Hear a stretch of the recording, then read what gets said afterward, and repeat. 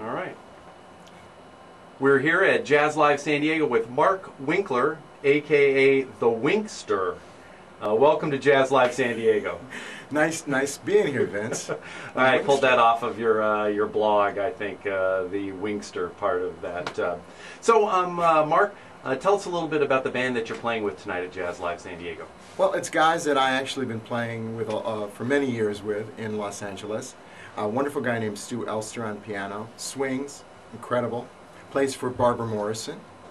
And Tim Emmons, my bass player, he's been with me for about 7 years. And a new guy, Peter Buck, on drums, and he also plays with Barbara Morrison. And I also heard that there may be a guest vocalist joining? Yeah, a wonderful singer named Dolores Scassese. And I produced her album last year, and we've become... And she was the co-producer of Sweet Spot, so we've become pretty close, and she's going to do Sweet Spot with me, the duet. Excellent. Well, let's talk about that. Your latest release was Sweet Spot, came out in July of last year, 2011. Yeah. And was largely made up of material you had been singing for a year or two live with the band that you've been playing with. Do you find this is the best way for you to get ready to put yourself on record, doing that kind of pre-work and really hammering out these tunes? Yes. Actually, I teach a workshop called How to Make Your Own CD, Mm-hmm. and my big advice to people is start with live performance, because the live performance will tell you which songs go over and which songs are duds, and the audience is never wrong. Mm-hmm. So I always go with the audience. If the audience likes a tune, I go, okay. You know, so these were... I'd road tested these tunes on Sweet Spot, so those were the ones that won. And that kind of, in some ways, gets away from some artists who really don't want to rehearse with the band before they get in. But I would imagine with the work you do and the vocal work that you're doing, those songs, it probably does work to really hone them well before you spend the time in the studio. Sure. You know, most of my songs are originals. So it's great for me to work them out live in front of an audience, because I'm not just doing standards, you know, which have been, you know, done many, many times. Mm-hmm. These are new songs, so I try to live with them a little bit, see what they have to tell me. Well, let's talk about that. The lyrics, you do quite a bit of work with your lyrics on other people's tunes. Yes. And do you like to work with the music already written, or is there room for collaboration on both the music and the lyrics together with the composer of the music? I like to do it all ways. So I like it when the music comes first. Like on this record, there's a song called Catch Me If You Can, and the guy gave me the melody, and I just loved it. It was a great song, and I wrote lyrics to that. And then I gave Sweet Spot the lyric first. I was watching a Herbie Hancock interview where they asked him, it was Elvis Costello, and he said to Herbie Hancock, what kind of advice do you have to songwriters? And Herbie Hancock said, keep it really simple. He said, the songs of mine that have really been big hits have been really simple. And he went, you know, rock it, you know, dun dun, dun dun. He said, it's really got 4 notes and one really good interval. So I was thinking about that. Most of my songs are very wordy, and I was thinking, okay, let me do a really simple lyric. So I went, easy, sugar, right there, don't stop. So the whole first verse is 4 words, you know. So that's how that started. So I gave it to this wonderful writer, Jeffrey Tozer, and he wrote the melody after it. So I do it all sorts of ways. So what do you use for inspiration for your lyrics? Any particular ways that you get yourself in the mood to write lyrics, or is it more stream of consciousness things? You know, Vince, I've been writing songs and getting paid for 32 years, and I'm a pro. You can put me in a chair and I'll write a song for you. You know, I write for musicals. I have 5 different musicals playing around the country, and you've got to be able to rewrite the song at a moment's notice when you're writing musicals. You know, maybe tomorrow you've got to put in a new song because that other song isn't working. And it's really fun, but it makes you really quick. And so over the years I've gotten much quicker, and my tools have gotten better. So you've been writing, as you said, for a long time. Tell us a little bit about how you started writing music. Yeah, well, I drove people crazy because I sang all the time when I was a little kid. As a matter of fact, this is true, my next door neighbor took me to court because he thought I was insane because I sang so much. But the judge dropped the case. But I really did sing a lot. My mom was a big band singer. So I grew up with music, and my aunt was a singer in the 50s in a jazz band. So I grew up with music. So that's how I started. And so then writing and composing is kind of a next step or a different thing than just singing. How did you get into the composition area? I was working with a producer named Jimmy Haskell when I was a young man, and he said, "Have you ever thought of writing a song?" And I said, "No." And that night I dreamt a song, and I wrote it, my first song. It was absolutely terrible, but I wrote it, and that was the beginning. And what did you do? Was it just practice, or did you do some studying to improve your craft of songwriting? I was a pretty bad songwriter, and I went to see this publisher, this music publisher at 20th Century Fox Music. I wish I knew his name because he really helped me a lot. And I played him my terrible songs on the piano, and he said, "You need to take some songwriting classes." And I was really upset about it.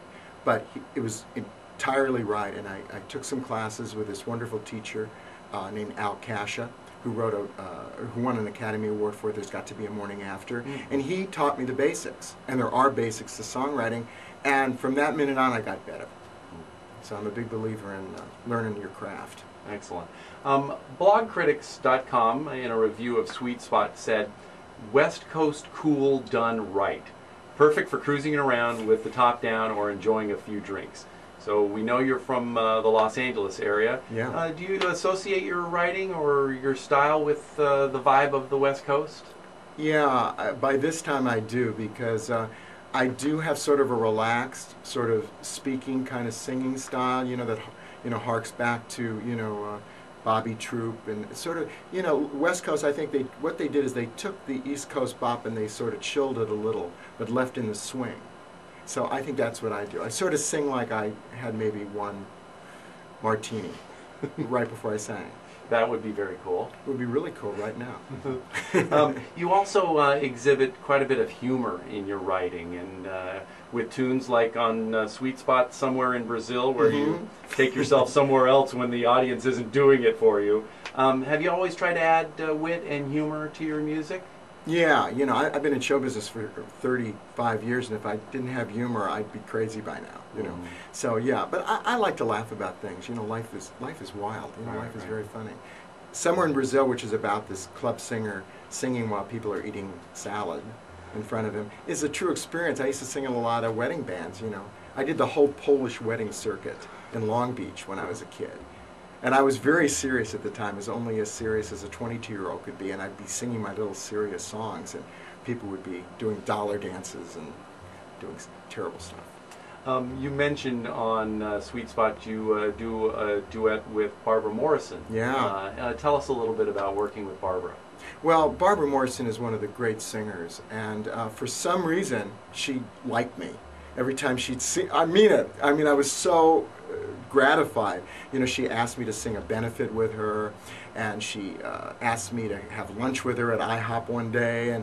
And when the record came up, and I knew there was a blues to do, she's the best blues singer in the world, and I said, okay, I'm going to gather up my courage and ask her, and she did the duet with me, and it was a great experience. You also feature some guests on Sweet Spot with some of the best of the LA-based musicians like Grant Geisman, Billy Childs, Bob Shepard. Is that fun for you to bring in these artists and have them work on your stuff and help you with that? Yeah, that's really, to me, the great thing about my career so far is I've worked with such great people. Bob Shepard, who's just a great sax player, the wonderful thing about him is he laughs at my lyrics. So when I said the line in Somewhere in Brazil, when pina colada machine on my ass, I heard him laughing, in the booth. And I went, Bob, that's priceless. Thank you so much. Your release before Sweet Spot in 2009, Till I Get It Right, was a allmusic.com album pick with one of the check marks, and it's been kind of compared to the predecessor to Sweet Spot in that they're somewhat similar. Can you give us a little contrast and compare between Till I Get It Right and Sweet Spot? I do feel they're sort of a piece. That they're both featuring mainly my songs, but I'm doing outside tunes now. because I figured out, in terms of my live show, that when I sang an outside tune and did it my way, the audience sort of relaxed for a minute. I almost heard them go, you know, just because they didn't have to work so hard. Because when we're confronted with 12 new songs, that's a lot of work. So both of these albums sort of were a combination of my originals and a couple of standards. Wanted to talk a little bit about your writing for stage musicals. Naked Boys Singing, Bark, and 2007's Play It Cool. Tell us a little bit about how that part of your career is different from your performing and recording career. Yeah, well, I just, for better or worse, and sometimes it's better and sometimes it's worse, I'm just the lyricist. Play It Cool opened off-Broadway last year, and I was in New York for a whole month. And I was in a big production. I mean, there was literally 150 people on the payroll. And everything I said had consequences. I felt like I was playing three-dimensional chess. So if I said, oh, the background is too dark, I'd see 4 people run around like, he said the background's too, you know. So I literally had to think of everything I had to say. So that's not quite as free as when I'm producing one of my CDs, you know, and I get to, it was a more intense experience, but, you know, a lot of fun. And you said that those plays that you've written are still being performed and currently. One of my shows, Too Old for the Chorus, but Not Too Old to Be a Star, just closed its run at the Lawrence Welk Theater in Escondido. Right. I came out here 2 weeks ago and saw it.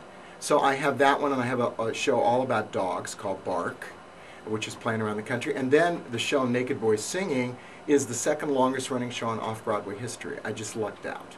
That's fantastic. It was just a fun thing. So tell us a little bit about what you've got coming up in your future. We've had Sweet Spot last year. I would imagine there maybe are some plans for another CD, but there's other things going on, right? Yeah, there are. Well, I'm doing a stage show with Cheryl Benteen of Manhattan Transfer, and we're doing a show called West Coast Cool, which is about the music of the 50s. You know, I'm doing the Bobby Troup songbook, and Steve Allen and Chet Baker, and she's doing Anita O'Day, June Christie, and we're having a great time. I love working with her, and we're actually doing a show on Friday night in Los Angeles at Vitello's. Oh, excellent. Well, tell folks where they can find more about you and kind of follow your career on the internet and other places. Yeah. Well, go to markwinklermusic.com. Don't do Mark Winkler because that's a carpenter. If it's markwinkler.com, I think he's in San Diego, and he'll do he'll do desks for you. No, this is markwinklermusic.com, or go on Facebook, Mark Winkler, and let me know if you like the show.